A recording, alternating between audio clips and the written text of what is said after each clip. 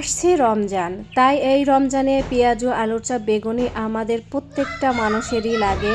আমরা প্রতিটা ঘরে এটা বানিয়ে থাকি, অথবা যারা না বানাতে পারি তারা দোকান থেকে কিনে এনে খাই। তো দোকান থেকে কিনে এনে খাওয়ার কোনো প্রয়োজন নাই। দোকান থেকে যে কোনো জিনিসই কিনে আনেন না কেন, এটা অস্বস্তিকর, এটা শরীরের জন্য মোটেও ভালো না। তাই দোকানের মামাদের থেকে কিভাবে আরও সুন্দর সুস্বাদু করে বানানো যায় এবং লং টাইম পর্যন্ত এই পেঁয়াজ আলুর চপ বেগুনি মুচমুচে থাকে এবং কুড়মুড়ে হয়, সেই রেসিপিটা নিয়ে আসলাম আজকে আপনাদের মাঝে। তাহলে দেখতে থাকুন আমার এই ট্রিক্স অ্যান্ড টিপস সহ এই রেসিপিগুলো। প্রথমে আমি এই পেঁয়াজু বানানোর জন্য কিছু ডাল নিয়েছি, দেখিয়ে দিচ্ছি। এখানে মসুরের ডাল আছে হাফ কেজি। তো কয়েক ধরনের ডাল আমি নিয়েছি। মসুরির ডাল এখানে হাফ কেজি দিব না, অল্প কিছু রেখে দিব। আর এখানে মুগ ডাউল আছে 250 গ্রাম। আর পোলার চাউল আছে হাফ কেজি। পোলার চাউলও অর্ধেকটা দিব আমি। আর এখানে আছে অ্যাঙ্কার ডাউল হাফ কেজি। আর হচ্ছে খেসারি 250 গ্রাম। তো খেসারি 250 গ্রাম দিব এবং অ্যাঙ্কার ডাল হাফ কেজি দিব, পোলার চাউল 250 গ্রাম দিব, মসুরের ডাল 250 গ্রাম দেব। আপনারা যারা পোলাওর চাউল দিতে চান না তারা আতপ চাউল দিতে পারেন, মুচমুচে হবে, কোনো সমস্যা হবে না। তো এই ডাল চাল এগুলো আমি ভালোভাবে ধুয়ে রোদে শুকাইয়া তারপরে হচ্ছে ব্লেন্ডারে করে ভেঙে নেব। আর এই পাশে যে বেসন দেখতেছেন, এটা আমি সেম টু সেম এই ডাল চাল দিয়েই আমি 2 কেজি ভাঙিয়ে নিয়েছি। আর আলাদাভাবে কিনে এনেছি, এটা হচ্ছে পেঁয়াজু বানানোর জন্য। তো পেঁয়াজুটা আমরা ঝটপটে যাতে বানিয়ে নিতে পারি, এই জন্য আমি এই প্রসেসিংটা করলাম, যাতে করে আমাদের কোনো রকম ভেজাল না হয় এবং ঝামেলা না হয়।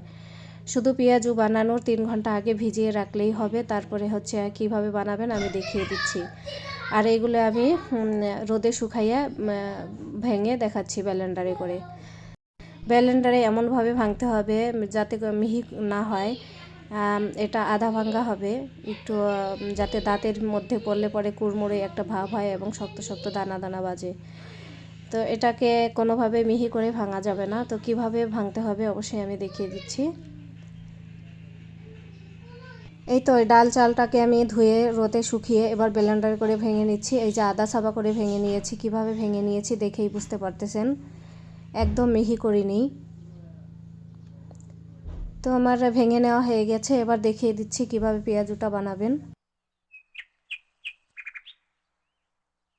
এবার পেঁয়াজও বানানোর জন্য এখান থেকে আমি কিছুটা গুঁড়ি ভিজিয়ে রাখবো।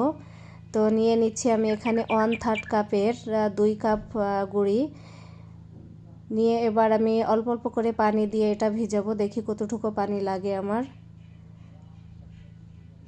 তো একবারে বেশি পানি দিয়ে ভিজাতে যাবেন না, তাহলে পানিটা বেশি পড়ে যাবে। আমার এখানে দুই কাপ 1/3 কাপের, যেহেতু 2 কাপ গুঁড়ি নিয়েছি, আমি এখানে 2.5 কাপের মতো পানি দিয়েছি এই কাপেরই। তো যে কাপে করে গুঁড়ি নেবেন ওই কাপে করেই 2 কাপ নিলে 2.5 কাপ পরিমাণ পানি দিয়ে নেবেন। এইভাবে ভিজিয়ে রাখবেন 3 ঘন্টা 4 ঘন্টা, যে কয় ঘন্টা পারেন ভিজিয়ে রাখবেন। মিনিমাম 2 ঘন্টা ভিজিয়ে রাখতে হবে। আর বাকি যে গুঁড়িটা ছিল সেটা আমি একটা কৌটো করে রেখে দিচ্ছি। তো এই যে 3 ঘন্টা পরে আমি ফিরে আসলাম, তো আমার ভিজে ফুলে গিয়েছে। তো এই পর্যায়ে আমি কিছু মশলা দিব। তো এখানে পরিমাণ মতো পেঁয়াজ, যে যেরকম পেঁয়াজ দিতে পারেন, যত পেঁয়াজ দিবেন তত পেঁয়াজটা সুন্দর হবে, ভালো হবে। তো পেঁয়াজ আর কাঁচামরিচ দিয়ে দিলাম আমি। আর এখানে আদা দিয়েছি হাফ চা চামচ, রসুন দিয়েছি হাফ চা চামচ, জিরা বাটা দিয়েছি সামান্য 1/4 চা চামচ। তা আদা বাটা একটু বেশি হয়ে গেছিলো, কমিয়ে রাখলাম। আর মরিচের গুঁড়ো দিয়ে দিলাম এখানে 1 চা চামচ। আপনারা ঝাল যেরকম যে খান সেরকম দিয়ে নেবেন। হলুদ গুঁড়ো দিয়ে দিলাম হাফ চা চামচ, লবণ দিয়ে দিলাম হাফ চা চামচ।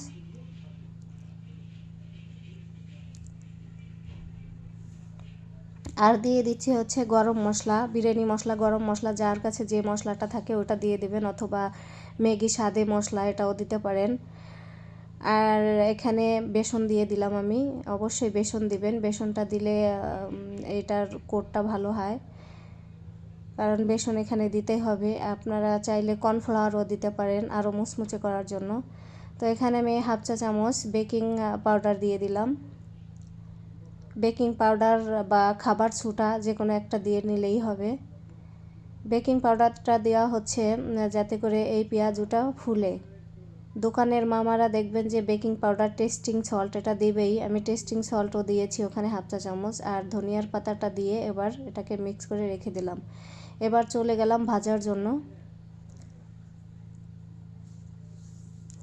আমি যে কয়টা মশলা দিয়েছি অবশ্যই এই মশলাগুলি দেওয়ার চেষ্টা করবেন, তাহলে দেখবেন যে দোকানের মামাদের থেকে এই পেঁয়াজুটায় ফ্লেভার এত দারুণ আসে, আর খেতে যে এত দুর্দান্ত মজার হয় সেটা আমি বোঝাতে পারবো না। অবশ্যই আপনারা এইভাবে বানিয়ে খেয়ে তারপরে এসে কমেন্টস বক্সে এসে বলবেন যে কেমন হয়েছে, আমি কথাগুলি কি সত্য বলেছি না মিথ্যা। তো অবশ্যই এইভাবে বানিয়ে খেয়ে দেখবেন যে এটা আসলে মুখে স্বাদ লেগে থাকার মতো একটা পেঁয়াজু, বেগুনি, আলুর চপ যে কটা জিনিসই আমি বানিয়েছি এটা এমনিতেই খেয়ে নিতে ইচ্ছা করে সবগুলো একবারেই, এত দারুণ মজার হয়েছিল। তো এভাবে আমি উল্টে পাল্টে সুন্দর করে মুচমুচে করে ভেজে নিয়েছি। এটা মিডিয়াম টু লো আঁচে ভাজতে হবে, অনেক হাই হিটে ভাজতে যাবেন না, তাহলে উপর থেকে কুড়কুড়ে হয়ে যাবে, ভিতরে কাঁচা থেকে যাবে। তো আস্তে আস্তে করে এভাবে উল্টিয়ে পাল্টিয়ে অনবরত নেড়ে চেড়ে ভেজে নিতে হবে। এটা আমার ভিতর পর্যন্ত একবারে সুন্দরভাবে কুক হয়ে গিয়েছে, এবার উঠিয়ে ফেলছি।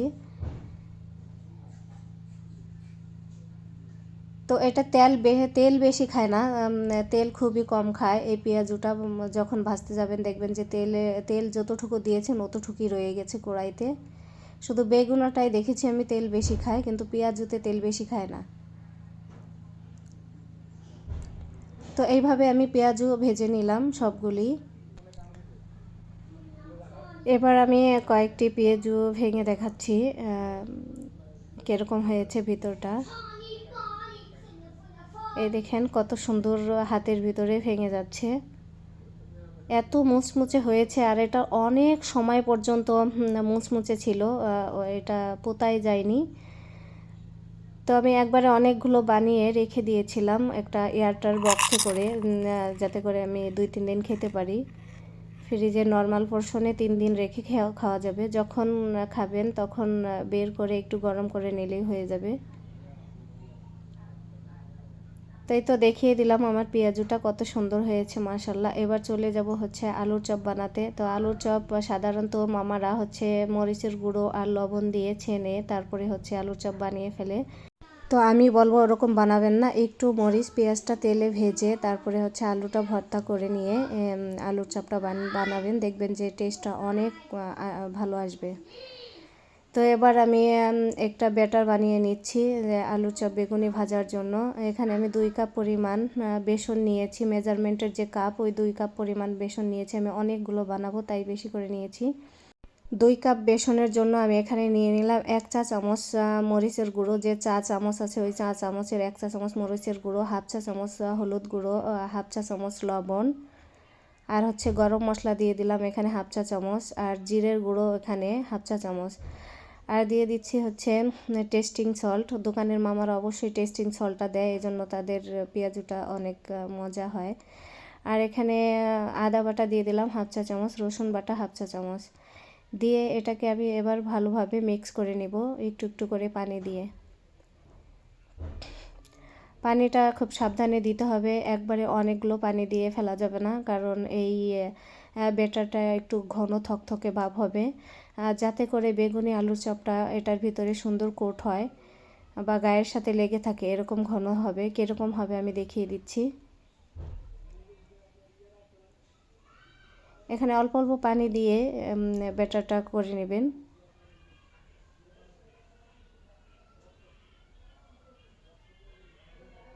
তো আমি আস্তে আস্তে এটাকে মিক্স করে নিচ্ছি। মিক্স করা হয়ে গিয়েছে, এবার দিয়ে দিচ্ছি হচ্ছে বেকিং পাউডার, এখানে হাফ চা চামচ আছে, চা চামচের হাফ চামচ। আর সয়াবিন তেলটা দিয়ে দিচ্ছি। সয়াবিন তেল দেওয়ার কারণে আপনার যে বেগুনিটা ভাজার সময় তেল অনেক বেশি খাবে না, এবং এটা খেতেও দারুণ মজার হবে। এই তেলটা দেয় দোকানদাররা, আমি দেখেছি তারা এই তেলটা সবসময়ের জন্যই এই ব্যাটারের ভিতরে দিয়ে থাকে। তো এবার আমি আলুর চপ বানানোর জন্য গোল গোল করে বল বল করে নিয়েছি। আর আগে থেকে বেগুন কেটে বেগুনে একটু মরিচের গুঁড়ো একটু লবণ দিয়ে মাখিয়ে রেখেছিলাম। কারণ লবণটা দিয়ে একটু মরিচের গুঁড়ো দিয়ে মাখিয়ে রাখলে বেগুনটা লবণ হয়ে যায় এবং ভিতরে যে পানি থাকে পানিটা ছেড়ে দেয়। আমি এখানে ডিমের চপও বানাবো, তাই দুইটা ডিম সেদ্ধ করে নিয়েছিলাম। এবার এই ব্যাটারের ভিতরে ডুবিয়ে আলুর চপটা কিভাবে দিচ্ছি দেখে বুঝতে পারতেছেন। এইভাবে আলুর চপ দিয়ে এবার আস্তে আস্তে ভাজতে থাকবো মিডিয়াম টু লো আছে। ভাজাভাজির কাজে সব সময়ের জন্য মিডিয়াম টু লো আছে ভাজবেন, কারণ বেশি আছে ভাজতে গেলে উপর থেকে হয়ে যাবে, ভিতর থেকে কাঁচা থেকে যাবে আর মুচমুচে হবে না। তো আমি দেওয়ার পরে 1 মিনিট পরে উল্টিয়ে দিচ্ছি। এটা একটু বারবার উল্টিয়ে পাল্টিয়ে দিয়ে ভেজে নিতে হবে। আর সব সময় ডুবো তেলে ভাজার জন্য চেষ্টা করবেন, বেগুনি অথবা আলুর চপ এই দুটা। পেঁয়াজুতে একটু ডুবোর তেল না হলেও সমস্যা নেই। আর বেগুনিটা কিভাবে দিয়েছি ওটা স্কিপ ক্যামেরায় দিয়ে ফেলেছি, যাই হোক পরে দেখিয়ে দিচ্ছি। ওই সেম টু সেম একভাবেই ভেজে নেবেন। তো এটাও অনেক ক্রিস্পি এবং মুড়মুড়ে ছিল, অনেক সুন্দর হয়েছিল সবগুলিই মাশাল্লাহ।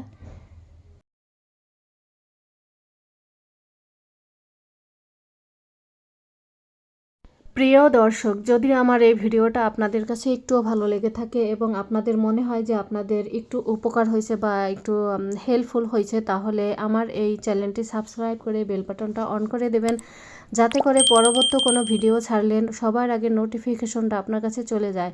আর ফেসবুক পেজ থেকে দেখলে পেজটাতে ফলো দিয়ে পাশে থাকবেন। আর রেসিপিটা কেমন হয়েছে অবশ্যই কমেন্টস বক্সে একটু কষ্ট করে জানাবেন। আর নিত্য নতুন কোনো ভিডিও দেখতে চাইলে কমেন্টস বক্সে অবশ্যই বলবেন, আমি চেষ্টা করব পরবর্তী ভিডিওটা নিয়ে আসার।